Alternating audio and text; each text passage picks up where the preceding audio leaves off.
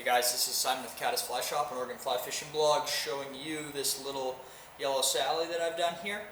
They're fluttering around all over locally, as well as other parts of the west. This is a key hatch out west here.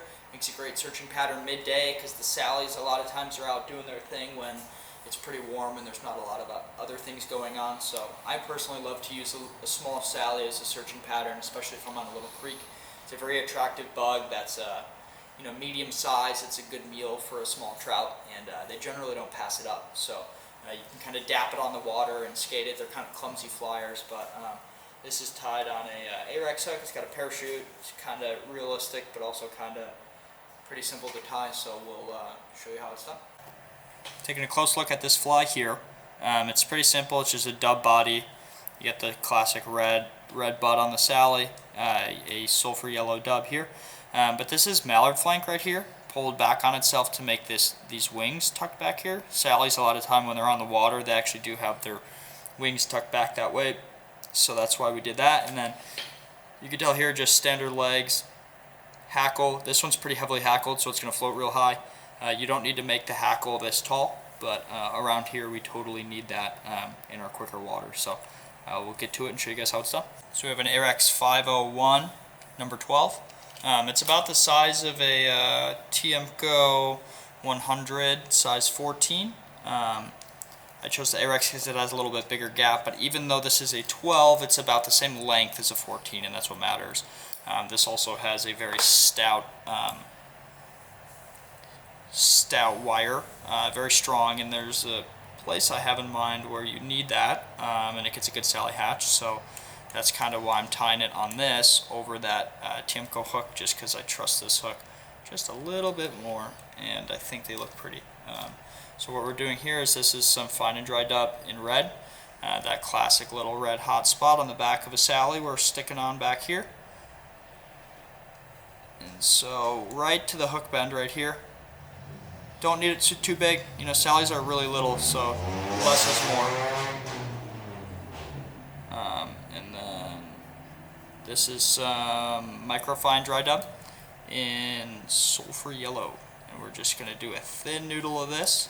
You can use some Overton's Wonder Wax if you need to help kind of stick it down better. But again, you know, this is a Sally. It's a really small stonefly, not quite as small as those winter stones, but you don't need a lot of dubbing, or less is more. You don't want the body to be super fat. And so we're going to dub this to about here and try to keep the body fairly uniform. They're pretty uniform with their diameter of their body as it gets up here. So that's going to be the back of the body right there. And then now we're going to do that cool wing thing with the Mallard. So you're going to take a piece of yellow Mallard and you're going to pull some of these feathers back like this, right? And so we'll pull these off, try to make it even.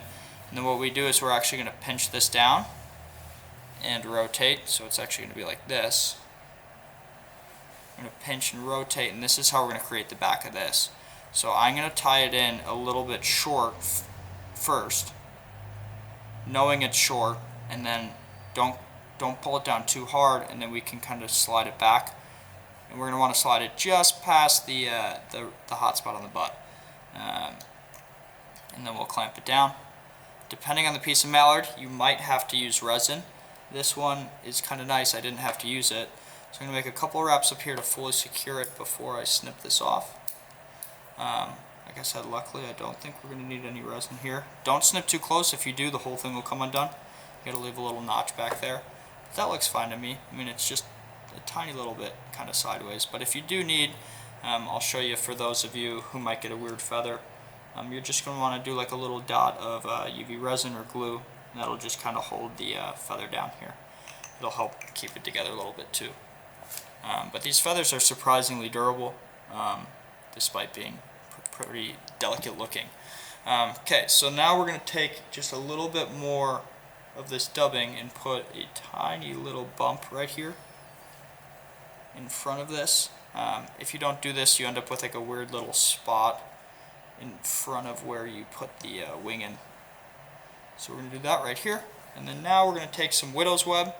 I'm sorry, this isn't widow's web, this is EP trigger point fiber. You can use widow's web. You can also use Hareline parachute posts. You can use McFly-on. Kind of whatever you use for posts. Be my guest. I like this stuff. I've also used all the other stuff. Only a marginal difference here. But we're going to kind of make X wraps here, like this, and then we're going to pull it up. And if any of you guys know me in the shop and have talked to me about fly tying, you know that I probably just hate tying parachutes, but there's a little trick I'll show you that makes it a little bit easier, and I've just kind of come to a awakening that I should tie parachutes for those of you who like them. So there's a little tip that makes it easier that I use, like I said, because I just don't really like tying them. So basically, it's harder until you get this started right here. You got to get your thread started right here for the post. And the trick is you put some sort of resin, adhesive, glue, whatever, and then when it cures, it hardens up the post and it makes it easier to work with. So you can put it on right now, but mine got started up pretty good, so I'm just going to keep wrapping it. And then the trick with the parachute post is the higher up that you wrap it up the post, the more hackle you can put on, meaning the higher the fly is going to float, the more buoyant it's going to be. So around here in Oregon, the water can be pretty quick and boily and riffly, and so having more hackle helps, especially the higher up you move in our local systems. So I'm going to put a lot of hackle on it because this is a fly being tied on the Oregon Fly Fishing blog, so it's mainly for you guys.